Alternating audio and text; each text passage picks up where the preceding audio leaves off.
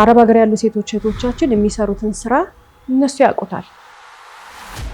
የሴት ልጅ ጭንቀት መቼ ነው የሚያልቀው? ጠንካራ ወላጅ ያላት ሴት ልጅ ሁለት ነገር ነው አማራጯ። የሴት ልጅ ህይወት የሚገባው ሴት ብቻ ነው። ሰው ከማማት ወደ ኋላ ስለማይል ምላስ አትፍሩ። የዛሬ ባለ ታሪካችን እሌኒ ትባላለች። እሌኒ ማለት ለእናቷ በጣም ጥሩ ልጅ ናት። እናቷ እንደ ልጅ ግለጫት ስትባል የምትመርቃት፣ የምትወዳት፣ የምታከብራት ልጇ ናት። ለወንድሞቿ ደግሞ የሚያከብሯት፣ የምትሳሳላቸው፣ ያስተማረቻቸው፣ ለቁም ነገር ያደረሰቻቸው በጣም የሚወዷት ታላቅ እህታቸው ናት። የ12 ዓመት ልጅ አላት። ለልጇ ደግሞ ጥሩ እናት ነች። እሌኒ በገባችበት ቦታዎች ሁሉ እንደ ልጅ፣ እንደ እናት፣ እንደ እህት፣ አስተማሪዎቿ ጋር እንደ ተማሪ ሁሉም ሰው የሚያመሰግናት ሴት ነች። ላለፉት 11 ዓመታት ሀገሯ አልነበረችም፣ ወይንም ከሀገራችን ውጭ ነበረች። የምትኖረው አረብ ሀገር ሲሆን ድፍን 11 ዓመታትን ሰርታ ወደ ሀገሯ ተመልሳ መጣች። በደስታ ነበር የተቀበሏት ቤተሰቦቿ። ልጇ እንግዲህ ለጥቂት ጊዜ የሚያውቃት ልጇ ወይንም ደግሞ በ1 ዓመቱ የተለያዩት ልጇ አገሯ ተመልሳ ስትመጣ 12 ዓመት ሆኖ ትልቅ ሰው ሆኗል፣ አድጓል። ከሱ ጋር ሆና የምታሳልፋቸው እያንዳንዱ ደቂቃዎች የሚፈጥርባት ስሜት ምን አይነት ሊሆን እንደሚችል ለሁላችንም ግልጽ ነው። እሌኒ 11 ዓመት ቆይታ የ12 ዓመት ልጇን ካገኘች ከ11 ቀናት በኋላ ግን በጣም ታመመች። መታመሟን ጎረቤቶች አያውቁም፣ ዘመዶች አያውቁም፣ ጓደኞቿ አያውቁም። ታዲያ ከሁሉ ሰው ተደብቆ የሚያስታምሟት ያሉት 2 ወንድሞቿና እናቷ ናቸው። 2 ወንድሞቿና እናቷ ከሰው ደብቀው ለምን አስታመሟት የሚለው እጅግ በጣም ጥያቄ የሚፈጥር ሀሳብ ሆኖ ሳለ የሚያስገርመው ነገር ግን የ12 ዓመቱ ልጅ እንኳን ከነሱ ጋር ያለው ወይንም ደግሞ የምትታከምበት ቦታ ላይ ይዘውት ይሄዳሉ። ወደ ሆስፒታል ላይ ያለችው ሆስፒታል ውስጥ ከነሱ ጋር ይመላለሳል እንጂ ያዙልን ብለው ለአባቱም አልሰጡትም። በእርግጥ እሌኒና የህፃኑ አባት ተለያይተዋል። ገና ህፃኑ ልጅ እያለን የተለያዩት የ4 ወር ወይንም የ5 ወር አካባቢ ሆኖ ነው የልጇ አባት ጋር ግንኙነታቸው ወይንም ደግሞ ትዳራቸው የፈረሰው። ታዲያ እሌኒ እንግዲህ ከዚህ በኋላ ህይወቷን ስትኖር ከልጇ አባት ጋር ሰላማዊ ግንኙነት ነው ያላቸው። አባትየው ጋር ሰላማዊ ግንኙነት ካላቸው ከልጇ አባት ጋር በዚህ ሰዓት እሷ ከታመመችና ሆስፒታል ከሆነች ወንድሞቿና እናቷ እያስታመሟት እያለ ለምንድን ነው ህፃኑን ልጅ እንኳን ለአባትየው መስጠት ያልተፈለገው የሚለው ጥያቄ ፖሊስ ዘንድ ትልቅ ቅሬታን የጫረ ሲሆን፣ በጣም የሚያስገርመው ነገር ግን ምን ሆና ታመመች ሲባል ግቢ ውስጥ ከልጇ ጋር እየተጫወተች እያለ አዳልጧት ወድቃ ነው ተባለ። እሌኒ ታማ ሆስፒታል ከገባች በኋላ እንግዲህ ነበረ ትልቁ ታማለች፣ ከሰው ተደብቋል። ነገር ግን እናቷና 2 ወንድሞቿ የደበቁበትን ምክንያት አጋልጦ የሚያወጣው ፖሊስ ነው። ፖሊስ በእሌኒ ህይወት ላይ እንዴት መጣ? ስለታመመች ብቻ ነው ወይ ፖሊስ ሆስፒታል የመጣው? አይደለም። ጥቆማውን የሰጠው የምትታከምበት ሆስፒታል ሲሆን ይህች ግለሰብ ከአገሯ ወጥታ 11 ዓመታትን አሳልፋ 11 ቀናትን ደግሞ ተመልሳ ከመጣች በኋላ ከልጇ ጋር ካሳለፈች በኋላ በጠና ታማ ሆስፒታል ከገባች በኋላ ለፖሊስ የደረሰው የሕክምና የምርመራ ውጤት ግን እጅግ በጣም አስደንጋጭ ነው። በጣም በኃይል ተፈንክታለች። ራስ ቅሏ ላይ 2 ቦታ እጇ ላይ የበለዘ ምልክት አለው። በቀኝ እጇ በኩል እንደገና ደግሞ አንገቷ ላይ የመታነቅ ምልክት አለው። እሌኒ ራሷን አታውቅም። አንድ ጊዜ ሆስፒታል ከመጣች በኋላ ቀዶ ጥገና ተደርጎላታል። እንግዳ ናት፣ ልጇን የናፈቀች ሴት ናት። ማን ይሄን አደረጋት ሲባል ምን አሉ ዘመዶቿ ወይንም እናቷና ወንድሞቿ፣ ሌላውን ማህበረሰብ፣ ጎረቤት፣ ዘመድ ምናምን ሁሉ እፍና አድርገው ሳይናገሩ መልስ የሚሰጡት እነሱ ናቸው። አስታማሚም እነሱ ናቸው። ምን ሆና ነው ሲባሉ አይ ግቢ ውስጥ ከልጇ ጋር እየተጫወተች ወድቃ አሉ። ፖሊስ እንግዲህ ከዚህ በኋላ የደረሰው ጥቆማ ከመታከሚያ ቦታ ወይንም ደግሞ ከሆስፒታሉ ነው ብለናል። የሆስፒታሉን አስተዳደር የስልክ ጥሪ ተከትሎ ፖሊስ ምርመራ ከጀመረ በኋላ ቀጥታ የብርበራ ፍቃድ ወጣና ቤታቸው ተፈተሸ። ቤታቸው ሲፈተሽ የት ነው የወደቀችው ነው ያላችሁት ተባለ። ግቢ ውስጥ። ታዲያ ይሄ ደም ምንድን ነው ተብሎ የተጠየቁት ትልቅ እቃ የሚደረደርበት መደርደሪያ አለ። ከእንጨት የተሰራ ወፍራም እንጨት ያለው ነው። ነገር ግን በአንዱ ጠርዝ በኩል ተመታ፣ በዛ በኩል ደም እንደፈሰሰ ያስታውቃል። ያኔ ከወንድሞቿ መካከል ታላቅና ታናሽ ብለን እንውሰዳቸው ተለቅ የሚለው ወይንም ታላቅየው ምን አለ? አይ ተሳስተን ነው የወደቀችው፣ አዎ እዚህ ጋር ነው አሉ። ምን ሆና ነው የወደቀችው ሲባል አሁንም ከልጇ ጋር እየተጫወተች አለ። እንዴ እሌኒ አንገቷ ታንቋል፣ እጇ ላይ የተጫጫረ ወይንም ደግሞ እንደተመታች የሚያሳይ ምልክት አለው ሲባል መጨረሻ ላይ እኔ በጥፊ መትቻት ነው አለ ወንድምየው። ወይንም ደግሞ እሱ በጥፊ መቷት፣ ነገር ግን ከዛ እንጨት የዕቃ መደርደሪያው እንጨት ትልቅ እንጨት ነው፣ የሱ ጠርዝ ጭንቅላቷን እንደመታትና እንደወደቀች ተናገረ። እነዚህ 3 ግለሰቦች እናት ከ2 ወንድ ልጆቿ ጋር ተባብረው የደበቁት አንድ ትልቅ ሚስጥር አለ። ይህንን ትልቅ ሚስጥር እንግዲህ የምታውቀው የተበደለችው እሌኒ እንደሆነች ፖሊስ ነው የደረሰበት። እሷ የደረሰባትን ነገር በግልጽ እንዳትናገር ራሷን ስታ ሆስፒታል ውስጥ ሕክምና እየተደረገላት ነው። እናት ከ2 ልጆቿ ጋር ሆና 11 ዓመት በስደት የቆየች ልጇ ላይ የተፈጸመውን ትልቁን በደልና ግፍ ፖሊስ የደረሰበትን መጨረሻ በዛሬ ስለ ሕይወት ፕሮግራም ይዘንላችሁ ቀርበናል።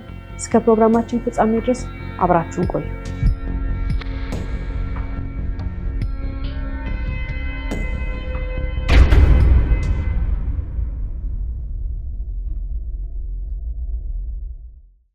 ሰላም የስለ ሕይወት ፕሮግራም ተከታታዮቻችን፣ ስለ ሕይወት ቲቪ በየሳምንቱ በዚህ ሰዓት ይዞላችሁ የሚቀርበው ፕሮግራማችን አሁን ይጀምራል። ስለ ሕይወት ፍርድ የተሰጠባቸውን እውነተኛ ወንጀል ታሪኮችን ለእናንተ ለተመልካቾች በድራማ መልክ እያቀናበርን ይዘን የምንቀርበው ፕሮግራም ይሆናል። የዛሬውን ፕሮግራም ይዤላችሁ የቀረብኩት እኔ ብስራት ገመቹ ነኝ። እስከ ፕሮግራማችን ፍጻሜ ድረስ አብራችሁ እንድትቆዩ እንጋብዛለን። እናመሰግናለን። የዛሬ ባለታሪካችን እሌኒ እነዚህን 3 ሰዎች በደንብ ታውቃቸዋለች። ተወልዳ ያደገችበት ቤት ውስጥ የምትወዳቸው ቤተሰቦቿ ናቸው። ውስጣቸውን ግን ፈጽሞ አታውቀውም። 11 ዓመታትን በውጭ ሀገር ቆይታ ከመጣች በኋላ ፍጹም ማንነታቸው እንደተቀየረ ያልተረዳችው እሌኒ ከገባች በኋላ ይህች ግለሰብ በጣም የምትወዳት አብራት ያደገች ወደ ውጭ ሀገር ስትሄድም በስደትም አብራ ጭምር ያሳለፈች በጣም የልብ ጓደኛዋ የሆነችው ሰላም የተባለችው ይህች ወጣት እንግዲህ ብሶቷን የምትነግረው ለእሷ ብቻ ነበረ። እሌኒ ገና የመጣች ቀን ማታ ወንድሞቿና እናቷ ሆነው እንደ ቀልድ የጠየቋት ጥያቄ ነበር።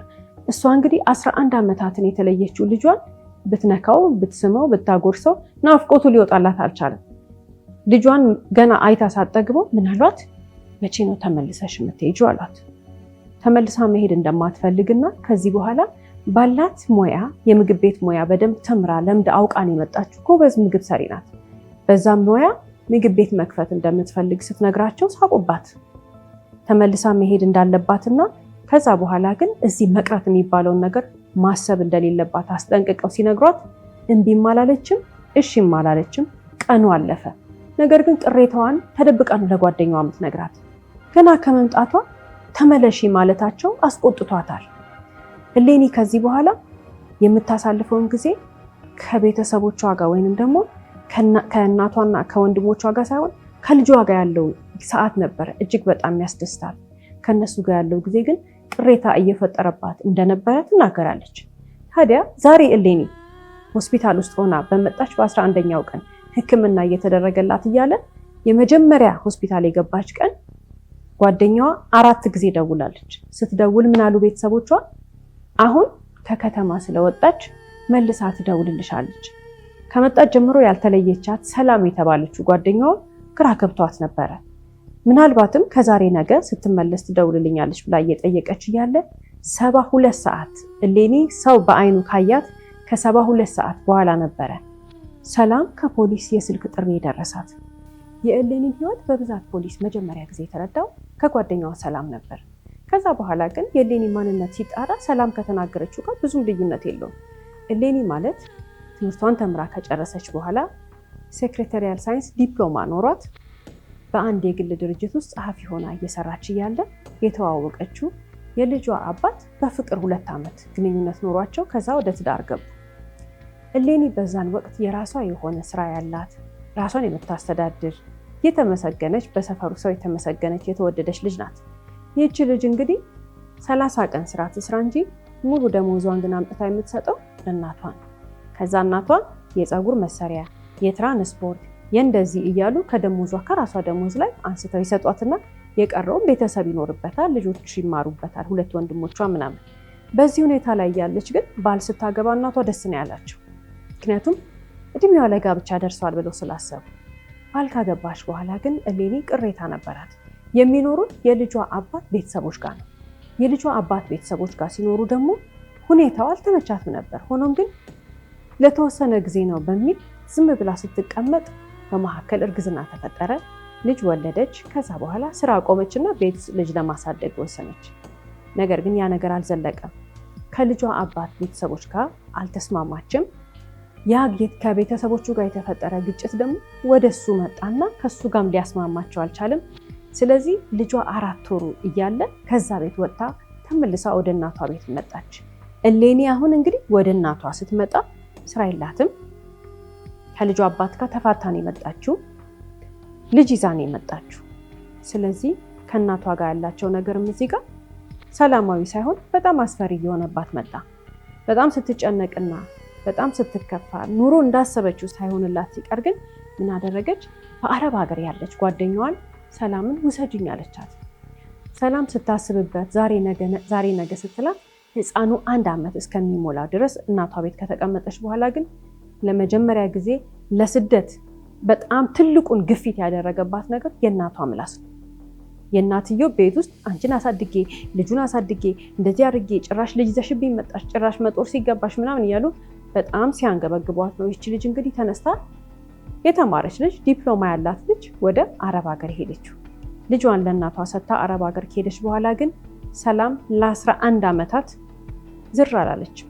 የሚያስመጣ ነገር አላት፣ ከልጅ በላይ የሚያስመጣ ነገር የለም። ግን ምን ያህል ውስጧ ቢያዝንና ቢጎዳ ሳትመለስ እረፍት ሳትመጣ ልጇን ለማየት እንኳን የሚያስችል ሁኔታ እንደሌለ ስለገባት አንደኛዋን ጠቅልላ ወደ ሀገሯ ለመመለስ ስላሰበች 11 ዓመታትን ቆይታ መጣች። ጓደኛዋ ግን ቆይታለች ከመጣች። እሷን ትውሰዳት እንጂ የተወሰነ ዓመት ከቆየች በኋላ ሰላም መኖሪያዋን ኢትዮጵያ ካደረገች ሰንብታለች። ምስኪኗ እሌኒ ግን እስካሁን ድረስ ከለፋች በኋላ ተመልሳ መጣችና ምን ሆነ? ገና የገባች ቀን ጀምሮ ተመለሽ ተባለች። ተመለሽ ሂጂ የሚሉት ወንድሞቿ እንግዲህ የነሱ እዚህ ጋር ሆኖ እያለ ሌላው ነገር ምንድነው?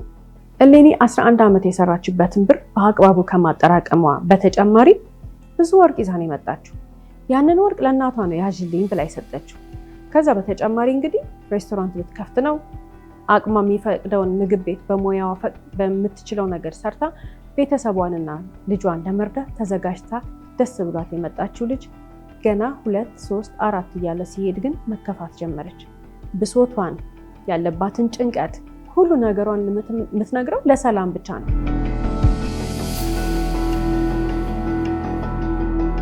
እናትየውና ወንድሞቿ ግን አላፈሩ። እናትየውና ወንድሞቿ ግን አንድ አቋም አላቸው። እሱ ምንድነው? ተመለሺ ነው የሚሏት። ተመለሺ መሄድ አለብሽ ነው የሚሏት። እያደር እየተከራከሩ ሲመጡ ግን በመሀል ሽማግሌ እንዲገባ ተወሰነ። ሽማግሌ ከመግባቱ በፊት እንግዲህ ጓደኛዋን ቁጭ አድርገው የሚነግሯት ነገር አለ። መሄድ አለባት፣ መመለስ አለባት።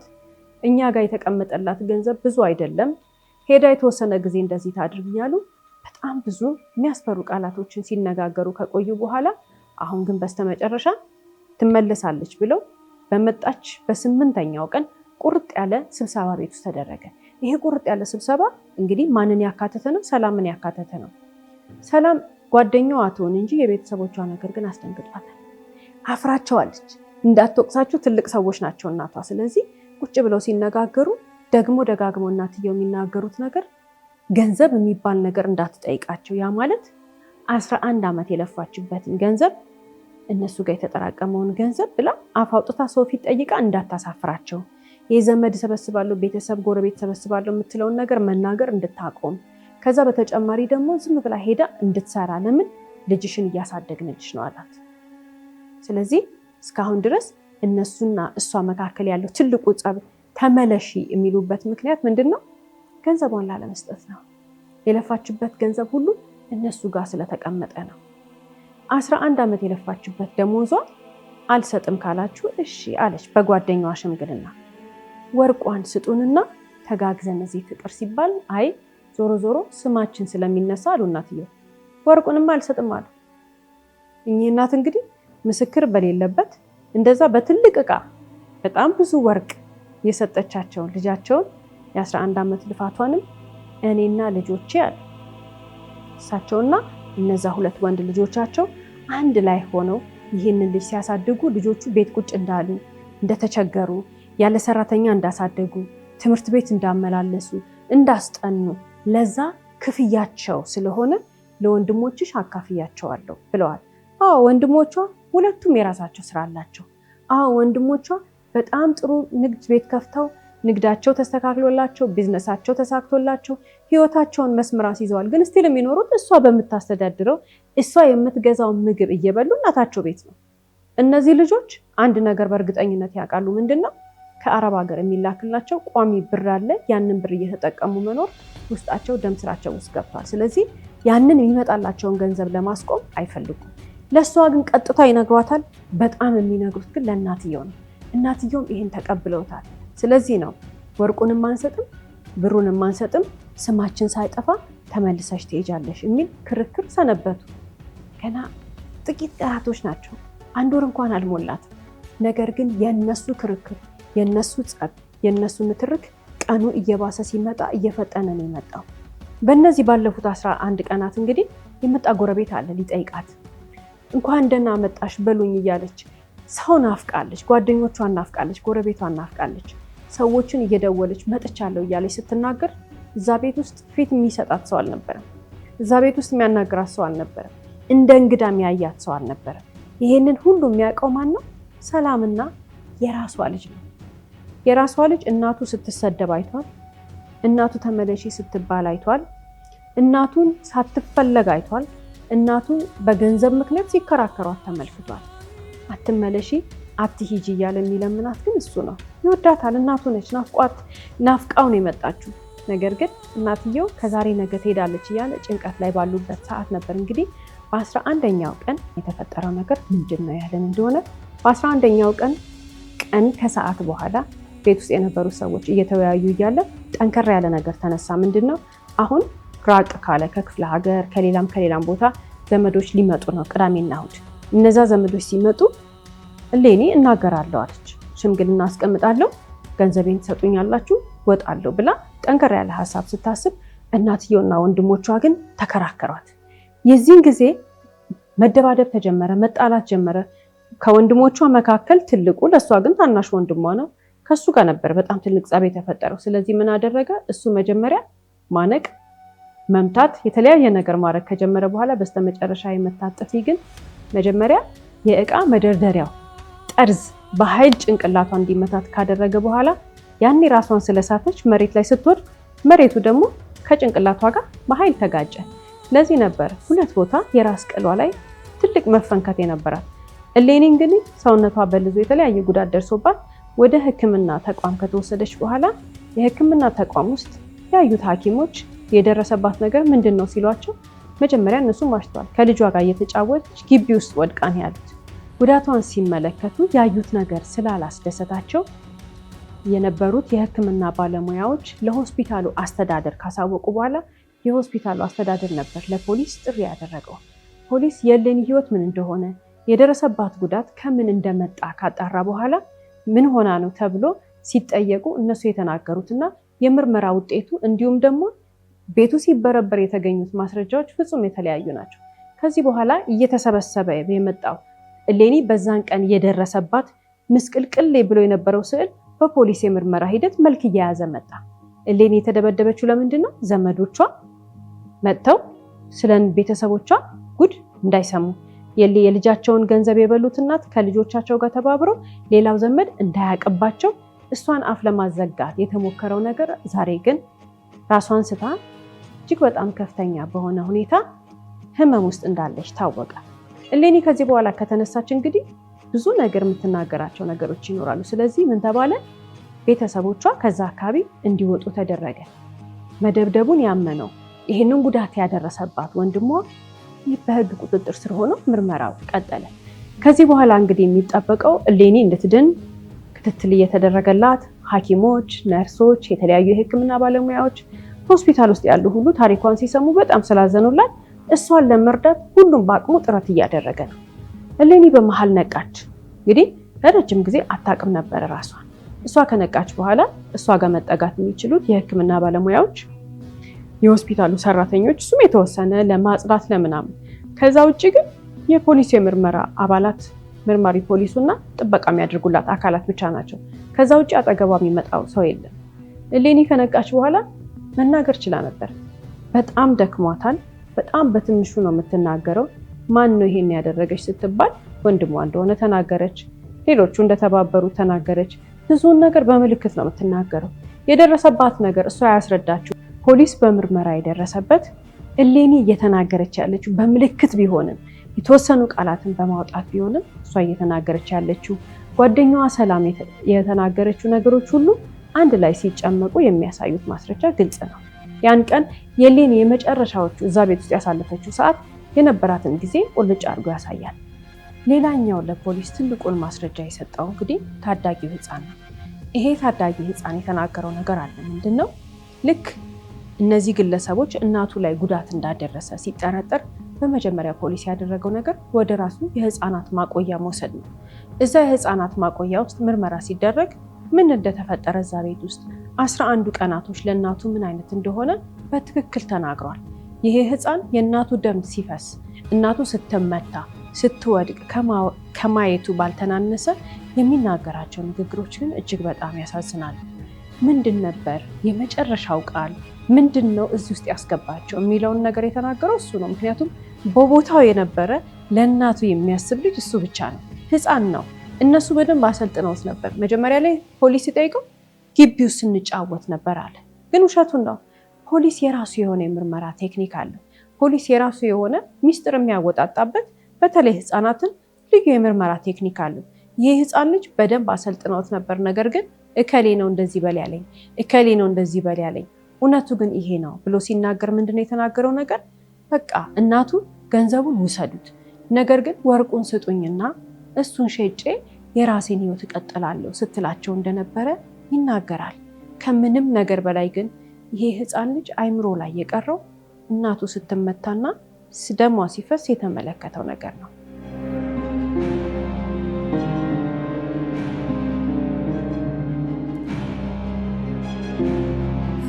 አሁን ሁሉም ሰው በጉጉት የሚጠብቀው የእሌኒን መዳን ነው።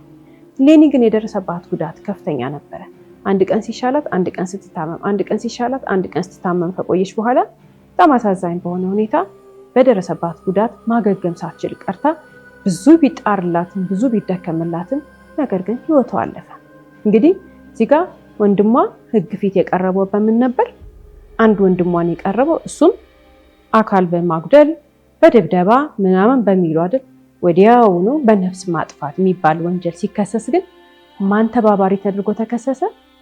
ሌላኛው ወንድሙና እናቱ። እነዚህ ግለሰቦች እንግዲህ የገዛ እህታቸውን ነፍስ፣ እናትም የገዛ ልጇን ነፍስ እንዲጠፋ ባደረገችው ትብብር መሰረት ሁሉም በህግ ፊት ቀረቡ።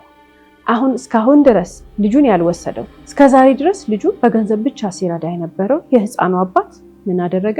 አሁን ግዴታው ነውና ህፃኑን ወሰደ። ይሄ ህፃን እንግዲህ 11 ዓመት የተለየችው እናቱን የሚያውቃት ለ11 ቀን ነው። ከዛ ውጪ በአንድ ዓመቱ ነው የተለያዩት። አባቱ ጋር ከሄደ በኋላ እንግዲህ አያቱ ማረሚያ ቤት ናት፣ አጎቶቹ ማረሚያ ቤት ናቸው። እናቱ በህይወት የለችም። በደንብ የሚያውቀው የቀረበው የለመደው አብሯቸው ያደጉ ዘመዶቹ የሚባሉ ሰዎች ማረሚያ ቤት ከሄዱ በኋላ እናቱ ህይወቷ ካለፈች በኋላ ተመልሶ ወደ አባቱና ወደ አባቱ ዘመዶች ጋር ሄዶ ህይወት ቀጠለ ማለት ነው። የእሌኒ ወንድም ያንን ሁሉ ግፍ ፈጽሞ ያንን ሁሉ ጉዳት አድርሶባት ተሰቃይታ ህይወቷ እንዲያልፍ ያደረገው ግለሰብ ትልቁን ቅጣት በህግ አግባብ የተቀጣ ሲሆን፣ ቀጥሎ ደግሞ እናቷና ወንድሟ ከሱ ያነሰም ቢሆን የሚገባቸውን ቅጣት ተቀጥተዋል። ሁልጊዜም እንግዲህ ከታሪኮቻችን መጨረሻ የምናነሳቸው በርካታ ሀሳቦች አሉ። የዛሬው የባል ታሪካችን በጣም ታሳዝናለች እሌኒ። እንግዲህ የትኛው የህይወት መንገዷ ላይ ምን እንዳጠፋች ወይንም ደግሞ ምን እንደተሳሳተች ምን ማድረግ እንደነበረባት ለማሰብም በጣም ያስቸግራል። ሰላም የምትባለው ጓደኛዋ ግን የምትናገረው አንድ ነገር አለ። እሱ ምንድን ነው? ከተመለሰች በኋላ ቅሬታዋን ያየች ጊዜ እኔ ጋር ባመጣኋት ኖሮ ብላ ትቆጫለች። አንድ የሚቆጨንና የሚያሳዝነን ነገር ካለ እሱ ነው። ምን አለበት ጓደኛዋ በወሰደቻት ኖሮ ብለን ጸጸት ካለው ማለት ነው እንጂ ከዛ ውጭ ማናችንም ብንሆን ልናደርገው የምንችለውን ነገር ነው ስትመጣ በዘመኗ ስታደርግ የነበረው። በርካታ ሴቶች እህቶቻችን በእድገታቸው በኑሯቸው ከዛ ቀጥሎ በወጣትነት ወይም በስተርጅና ዘመናቸው ሁሉ የሚደርስባቸው ትልቁ ጉዳት ከየአቅጣጫው መወጠር ነው። ከየአቅጣጫው ውጥረት፣ ከየአቅጣጫው የሚፈጠር ሁሉም ለራሱ ጥቅም የሚስበን መሳሳብ ነው ሴቶች እህቶቻችንን ህይወታቸውን በአግባቡ እንዳይምሩ አድርጓቸዋል የሚባለው አስተሳሰብ፣ አመለካከትና ጥናት የሚያሳየው ነገር የዛሬ ባል ታሪካችን ትልቁ ምሳሌ ትሆናለች። እንግዲህ እስቲ አመጣጧን እንመልከተው። ተማረች፣ ተመረቀች፣ ስራ ያዘች፣ ራሷን ማስተዳደር ጀመረች። በቃ ከአንዲት ሴት ሊያውም ደግሞ ጥቂት የሚባሉ ሴቶች በሀገራችን ውስጥ የሚያደርጉትን ነገር ያደረገች ልጅ ናት። ይቺ ልጅ ተምራለች፣ ራሷን ችላለች። ሙሉ ደሞዟን አምጥታ ለእናቷ ነበር የምትሰጠው። ከዛ በኋላ ልክ ባል ካገባች በኋላ ስራ ቆመች። ባል ካገባች በኋላ የባሏ ቤተሰቦች ወጠሯት። ባሏ ለቤተሰቦቹ አግዙ ተጣላት። ሌላ ውጥረት ማለት ነው። ወደ ቤት ሄደች፣ እናቷ ቤት። እዛም ስትሄድ ደግሞ አንቺን ያሳደግኩሽ አንሾ እንደገና ደግሞ ብር አታመጭም ልጅ ይዘሽ መጣሽብኝ ተባለች። ሌላ ውጥረት። ቀጥሎስ አረብ ሀገር ሄደች። እንደገና ምን አደረጉ? ብሯን ወስደው ወጠሯት። ይሄ ነው ሴቶች እህቶቻችንን ህይወታቸውን ወደማይገባ መንገድ የሚወስድብን እንጂ ሴት ልጆች ራሳቸውን መገንባት፣ ራሳቸውን ማስተማር፣ ራሳቸውን መቻል ወይንም ደግሞ ከራሳቸው አልፈው ለሌላ ሰው መትረፍ አቅቷቸው አይደለም። ሁሉም ሰው ለየራሱ አድቫንቴጅ፣ ሁሉም ሰው የራሱን መንገድ ሊጠርግብን በሚፈልገን መንገድ ሊጎትተን ይፈልጋል። የዛን ጊዜ ነው ባላንሳችንን አጥተን የዛሬ ባል ታሪካችን የደረሰባት አይነት ባይሆንም በተለያየ መንገድ ሴት ልጅ ጉዳት የሚደርስባት ልብ ማለት መቻል አለብን። እነዚህ የሚወጥሩንን ሰዎች የሚወጥሩንን አካላት ከየቦታው አርዕስት እያመጡ አይምሯችንን ላይ የሚሞሉብንን ሰዎች መቀየር አንችልም። ስንቱን አስተምረን፣ ስንቱን ለምነን፣ ስንቱን ተማጽለን እንችለዋለን። ራሳችንን ግን ማስተካከልና መቀየር እንችላለን። ምንድነው? ቆራጥ አቋም። በአማቾቿ የምትወጠር ሴት እንደገና በወላጆቿ ትወጠራለች፣ እንደገና በትዳር ትወጠራለች፣ ልጅ በማሳደግ ትወጠራለች፣ ካልተሳካ ትዳሩ በፍቺ ትወጠራለች። ከዛ ቀጥሎ በስራ ቦታ ሌላ ጣጣ አለ። እንዲህ ስንት ቦታ ነው ሴት የምትከፋፈለው? አንድ ነገር ማድረግ ግን ትችላለች። ምንድነው? የሚያስጨንቃትን ለአይምሯ ውጥረት የሚሰጣትን አላስቀምጥ የሚላትን ሰላሟን የሚነሳትን ነገር ሁሉ ቆርጣ መጣል። ታዲያ አንድ ሴት ለውጥ በጣም ከባድ ነው። ማንም ሴቶች እህቶቻችን ይህንን ፕሮግራም የሚከታተሉ ወንዶችም ጭምር ሰላም ከነሳቸው ነገር ውስጥ ወጥተው ህይወታችንን እናስተካክላለን፣ ህይወታችንን ከዚህ ውስጥ እናድናለን ብለው ሲያስቡ ለውጥ ነው፣ በጣም ትልቅ ለውጥ። አንዳንዴ ሞቶ እንደመነሳት ነው የሚሆነው። ሴቶች እህቶቻችን ማሰብ ያለባቸው ነገር ለውጥ በጣም ያስፈልጋል። ለውጥ ቆራጥ አቋም ይፈልጋል። መለወጥ ከዚህ ካለንበት የጭንቀት ህይወት እንወጣለን ብለን የምናስብ ከሆነ የምናደርገው ነገር ልባችንን ዝቅ ያደርገዋል፣ ያስፈራራናል፣ መወሰን እንፈራለን። ነገር ግን ያወቅን ቀን ያስጨነቀን ነገር ከኛ ጋር መሰንበት እንደሌለበት፣ ምን እንደሆነ ያስጨነቀን፣ ምን እንደሆነ እያሳመመን ያለው፣ ምን እንደሆነ ወደኋላ እየጎተተን ያለው ያወቅን ቀን ሰው ነው። ከሰው ሌላ የሚጎትትና የሚያሳምም ነገር የለም በዓለም ላይ። አብዛኛውን የሚያበሳጨን ነገር ከጎናችን ያለው ሰው ነው። የትኛው ነው? ዘመድ ነው? ባዳ ነው? ትዳር ነው? ጓደኛ ነው? ፍቅረኛ ነው? ቤተሰብ ነው? ምንድን ነው የሚለውን ነገር ከለየን በኋላ የመጨረሻው የሚሆነው ነገር ዛሬ ያውቀናል። ውሳኔ ዛሬ ነው፣ መቁረጥ ዛሬ ነው። ምንም ሳናሳድር፣ ምንም ሳናባብለው፣ ነገሩን ምንም ሳናስተባብለው ቁርጥ አድርገን ከጨረስን በኋላ አንዳንድ ጊዜ ምን ይገጥመናል? እንወጣለን ብለን ስናስብ እነሱ መዓት ናቸው፣ እኛ ብቻችንን ነን። የሴት ልጅ ህይወት የሚገባው ሴት ብቻ ነው። የሴት ልጅን ውጥረት የሚያውቀው ማስተዋል የቻለ ሴት ብቻ ነው። የሴት ልጅን ችግር የሚያውቀው ሴት ሆኖ በዛ ውስጥ ያለፈ ሰው ብቻ አይደለም። ሴትነት በቂ ነው። ታዲያ የዛሬ ባለ ታሪካችን እኮ እናቷ ልጄ ነኝ፣ ይሄ ትዳር አልሆነሽም፣ ምንም ችግር የለም፣ እኔ ልጅሽን አሳድግልሻለሁ፣ አንቺ ዲፕሎማ አለሽ አይደል፣ ሂጂ ዲግሪሽን ተማሪ የምትል እናት ብትሆንስ? እማትወጥር እናት ብትሆንስ? 11 ዓመት ሄዳ አረብ ሀገር ዲፕሎማ ያላት ልጅ ትለፋ ነበር? አትለፋም ነበር? ልጅ ልጅ ነው። ህፃን ልጅ በረከት ነው። ያወቀ አያት እንደዛ ነው የሚያደርገው። እሺ ይሁን፣ ሄደች። ከሄደች በኋላስ አረብ ሀገር ያሉ ሴቶች እህቶቻችን የሚሰሩትን ስራ እነሱ ያውቁታል። ማስተዋል የቻለም ሰው ይረዳዋል። 11 ዓመት እንደዛ ለፍታ ከመጣች በኋላ ንብረትን ሰብስቦ ገንዘብን ይዞ ብርን ሰብስቦ አትሂጂ የሚለው እናት ነው? ወንድሞች ናቸው ወይንስ ምንድን ነው? ያንን ሁሉ ላፍ አድርገው በልተው ተመልሰሽ ሂጂ ይሏታል። እንደ ማሽን ብር እንድታትምላቸው። የሴት ልጅ ውጥረት ማለት ይሄ ነው። የሴት ልጅ ፈተና ማለት ይሄ ነው። እኛ የምናየው እኛ የምንናገረው ባሏ ደበደባት፣ ቦይፍሬንዷ እንዲያረጋት ነው አይደል? ከዛ በተጨማሪ አስደብዳቢ የሚያስንቁት ሴት ልጅን ለዚህ ሁሉ መከራ የሚዳርጉት ደግሞ ሆዳም ቤተሰቦቿ ናቸው። የማያስቡላት ቤተሰቦቿ፣ ራስ ወዳድ፣ እንደ ብር ማሽን እንደምታትም የሚቆጥሩላት አንዳንድ እናትና አባቶች፣ አንዳንድ ቤተሰቦች አሉ እኮ ልጅቷ ባላግብታ እየኖረች ብራምጪ ብራምጪ ብራምጪ ብራምጪ ብለው የሚጨቀጭቁ ወንድ ሆነ ወንድሟ ሆነ ከባሏ እኩል ሱሪ ታጥቀህ እህትህን ብራምጪ ብራምጪ ብለህ የምትጨቀጭቅ ወንድም አለ። ልጅቷ የራሷ ህይወት ውጥረት አለባት። እናት ነች፣ ኃላፊነት አለባት፣ የትዳር የሚባል ኢሹ አለባት። እነሱ ግን ምን ያደርጋሉ? ንዝንዝ ያደርጓቸዋል። የራሳችሁ ጉዳይ በሏቸው። የሴት ልጅን ውጥረት ራሷ ነች የሚወጥሯትን ነገሮች እየቆረጠች ማውጣት ያለባት እንጂ አይቆምም። በሁሉ አቅጣጫ ነው የምትሳቢ። በዚህ ጋር ስራ አትስሪ ትባያለሽ፣ በዚህ ጋር ራስሽን አትጠብቂ ትባያለሽ፣ በዚህ ጋር አትማሪ ትባያለሽ፣ በዚህ ጋር ብር አምጪ ትባያለሽ። ለስንት ነገር ነው የሚወጥሩሽ። ሁሉንም ሰብስቢና ጣያቸው እና የራስሽን ህይወት ኑሪ። አለበለዚያ ግን ሴቶች እህቶቻችን ውጥር ይሉና ምን ይሆናሉ? በርካታ ሴቶች እህቶቻችን እነሱ ሳይማሩ ቤት ውስጥ እንደ ሻማ ቀልጠው የሁሉን ሰው ህይወት አብርተው ልጆቻቸው ትልልቅ ቦታ ይደርሳሉ። ፈጣሪ የተመሰገነ ይሁን።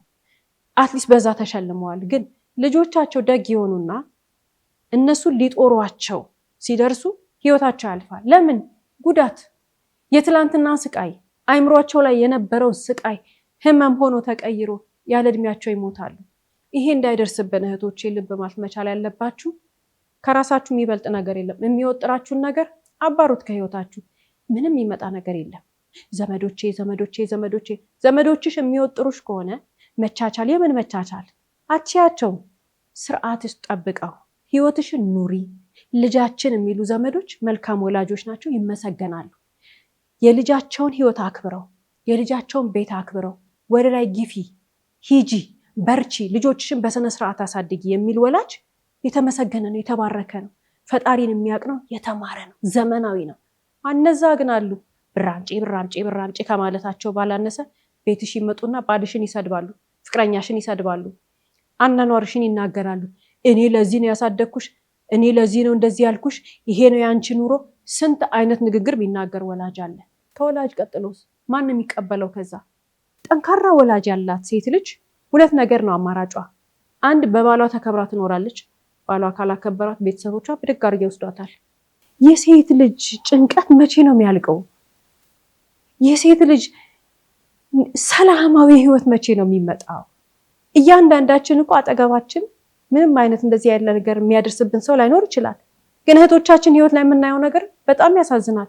ከነሱ ህይወት የምንመለከተው ነገር ምንድን ነው? አንዳንድ ጊዜ የሆነ ነገር የሆነ ቦታ ቆይተን ስንመጣ ወይ ደግሞ ከሆኑ ሰዎች ጋር ርቀን ስንገናኝ፣ ይሄ በተለይ ዝምድና ላይ ነው። ስንመጣ አጠገባቸው ቁጭ ስንል እነዛ ሰዎች አንድ አይነት መልካም ያልሆነ ሀሳብ ይዘው፣ እኛ ግን መልካም የሆነ ሀሳብ ይዘን አጠገባቸው ቁጭ ስንል ሳይገባን ስቀር የዛሬ ባለታሪካችን 11 ቀናት እንዳልገባት ማለት ነው። እኛ ላይ ምናልባትም ወንጀል ባይሆንም ግን የተለያየ ጉዳት ሊያደርሱብን ሲሉ ሰዎች የሚያሳዩ ምልክት አለ። የሆነ መጥፎ ነገር ሊያደርጉ፣ የሆነ የተመካከሩት ነገር ካለ፣ የሆነ እኛ ላይ አድቫንቴጅ ሊወስዱብን ፈልገው በግሩፕ ሆኖ ሲደራጁ ቁጭ ስንል አጠገባቸው የሚሰማን ነገር አለ። ሰዎቹን እናውቃቸዋለን እኮ። ከሰዎቹ ጋር ምናልባትም አብረን አድገን ሊሆን ይችላል። ከሰዎቹ ጋር ዘመድም ልንሆን እንችላለን። የጋብቻም ዝምድና ሊሆን ይችላል። ብዙ ጊዜ ስጋ ዘመድ ላይ ይስተዋላል። ይሄ የተለያየ ነገር ጋር ሊሆን ይችላል። ምንድን ነው የሚያደርጉት?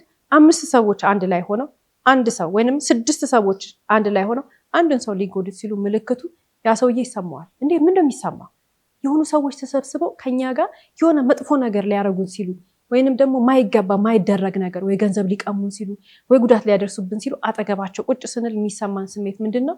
እኛ ፎሬን ነው የምንሆነው፣ የውጭ ዜጋ ነን። በቃ የሆነ ከነሱ የተለየን ነው የምንሆነው። እናውቃቸዋለን፣ አብረናቸው ነው ምናልባት ያደግነው፣ ወይ ደግሞ በጋብቻ ተሳስረን ዘመናት ኖረናል። እነሱ አንድ የሆኑ ይመስለንና ውስጣችን ነው የሚሰማው። ይሄ እንደዚህ ቁጭ ብለን የተለየን ሰው የሆንን ይመስለናል።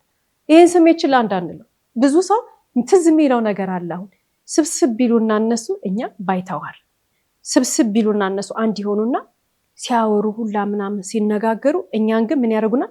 ወጣ ያደርጉናል። ይሄ ስሜት ከፈጣሪ የሚሰጥ ነው። ይህን ስሜት ችላ ማለት የለብን፣ መጠንቀቅ አለብን።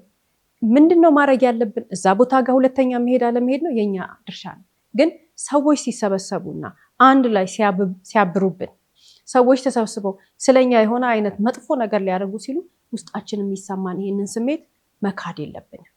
ሌላስ ምን ያደርጋሉ? በፊት እኮ ኖርማል ሆኖ ተከባብረን ተስማምተን ምናምን የነበርነው ሰዎች ምን ያደርጉናል እንዴ ብለን ራሳችን እስከምንጠይቅ ድረስ እየተቀባበሉ ይወቅሱናል፣ ምንም ባላረግነው ነገር። ከዛስ ክብራችንን የሚነካ ቃላቶች ማውጣት ይጀምራሉ። የክብረ ነክ ይባላል አይደል? ከኛ ማንነት ውጪ የሆነ የማይገባንን ቃላቶች እንዴ አንቺ እኮ እንደዚህ አርገሻል፣ አንተ እኮ እንዲህ አርገሃል፣ አንተ እኮ ምናምን እያሉ ከአፋቸው የሚያወጧቸው ቃላቶች ፈጽሞ የእኛን ክብር የሚነካ ይሆናል። ስለዚህ ብዙ ስለሆኑ እነሱ እውነት ይመስለናል፣ እውነት አይደለም።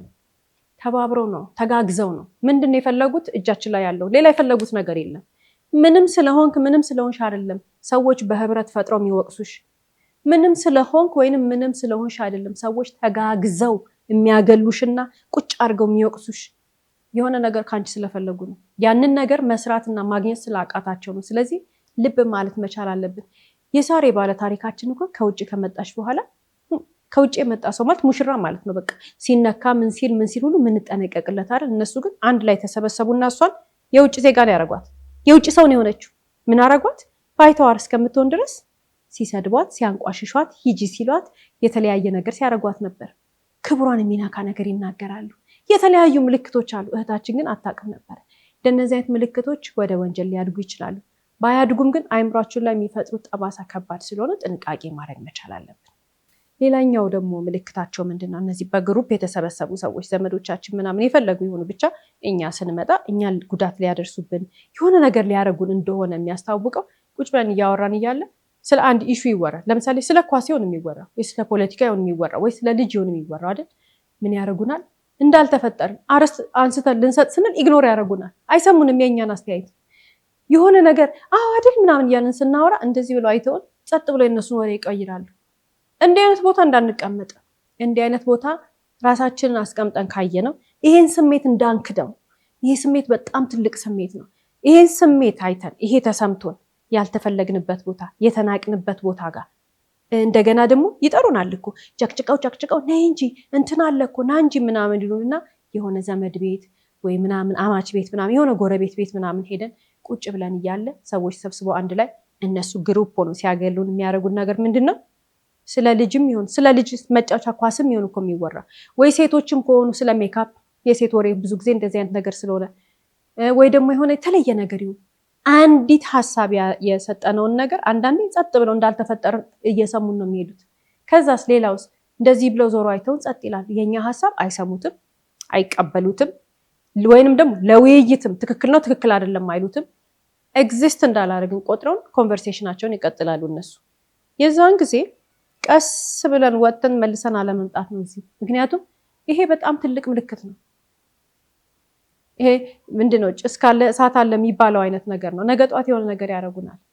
የማንፈለግበት ቦታ፣ የማንከበርበት ቦታ፣ ማንነታችንን በትክክል ያልተረዱን ሰዎች ጋር ጥቅም ብቻ የሚፈልጉ ከየቦታው አቅጣጫችንን ስበው ከየአቅጣጫው ወጥረውን እኛነታችንን ሊበጣጥሱን ከሚፈልጉ ሰዎች አጠገብ አለመቀመጥ የብልህ ስራ ነው። በርካታ ሴቶች እህቶቻችን ለጥቅም የሚፈልጓቸው ሰዎች ብዙ ናቸው። ለጥቅማቸው ማለት ሴት ልጅን የሚጠቀመው መጀመሪያ የገዛ ቤተሰቧ ነው። የገዛ ቤተሰቧ ነው ጥብ አድርጎ ያላትን ነገር የሚጠቀመው። የገዛ ቤተሰብ ቢጠቀም ታዲያ ምን ችግር አለ?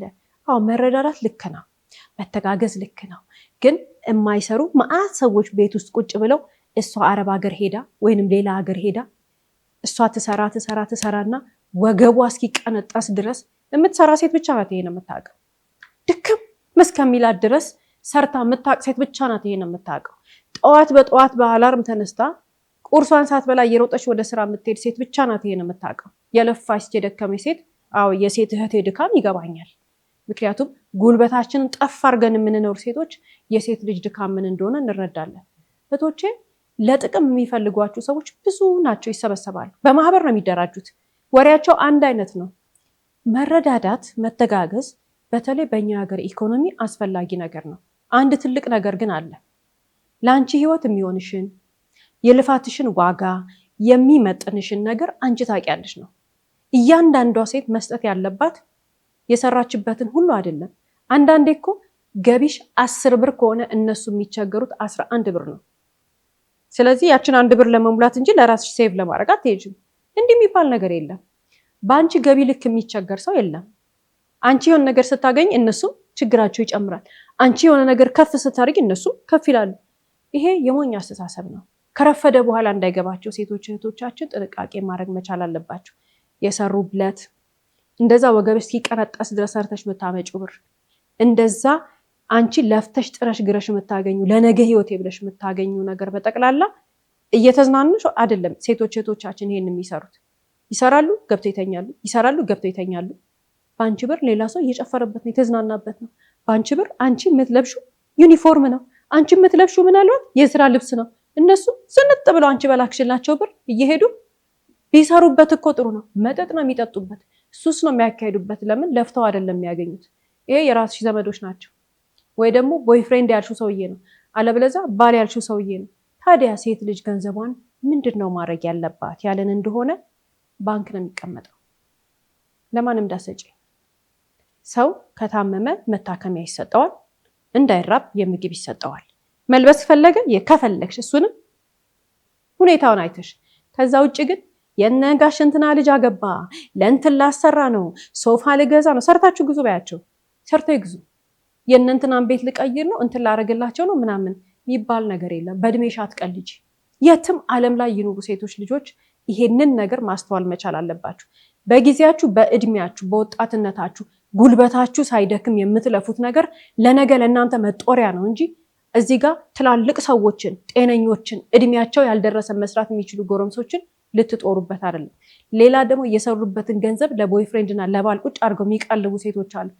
እነሱም እራሳቸውን እንዲያስተካክሉ መንገር መቻል አለብን ነበረ እስከዛሬ። ከዚህ በኋላ ግን ይሄንን ማቆም አለብን።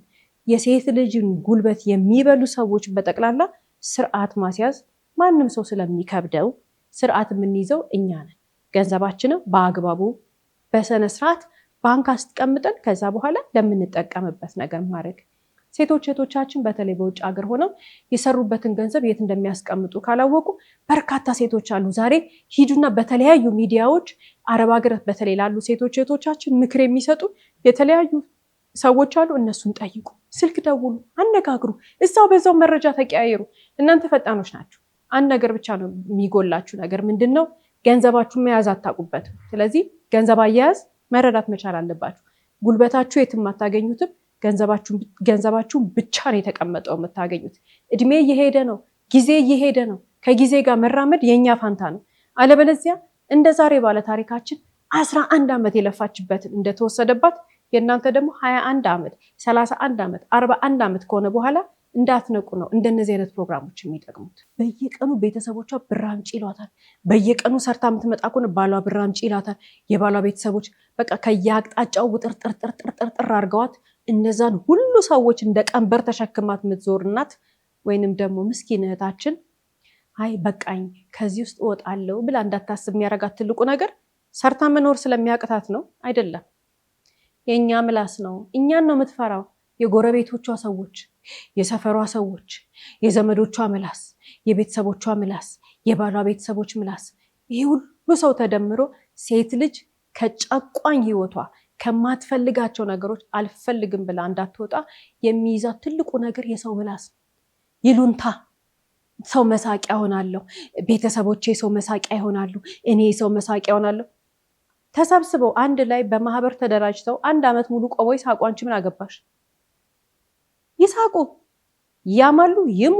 ምንድን ናቸው? አንቺም እነሱም እኩል ሰው ናቸው። በቃ ሴት እህቶቻችን መረዳት ያለባችሁ ነገር ሰው ጥሩ ብታረጉም ጥሩ ባታረጉም፣ ብትመርቋቸውም ብትረግሟቸውም፣ ብታገቡም ብትፋቱም ያማል። ሰው ከማማት ወደኋላ ስለማይል ምላስ አትፍሩ፣ ምንም ነገር አትፍሩ። ተሰብስበው በጋራ ሆኖ የፈለጉትን ነገር ይበሉ። ቤተሰቦችሽ የሚደግፉሽ ከሆነ በጣም ታድለሻል። ቤተሰቦችሽ ነይ ልጃችን እናከብርሻለን፣ አንቺ የኛ ውድ ስጦታ ነሽ ታዩና እሱን የሚሉሽ ከሆነ ታድለሻል።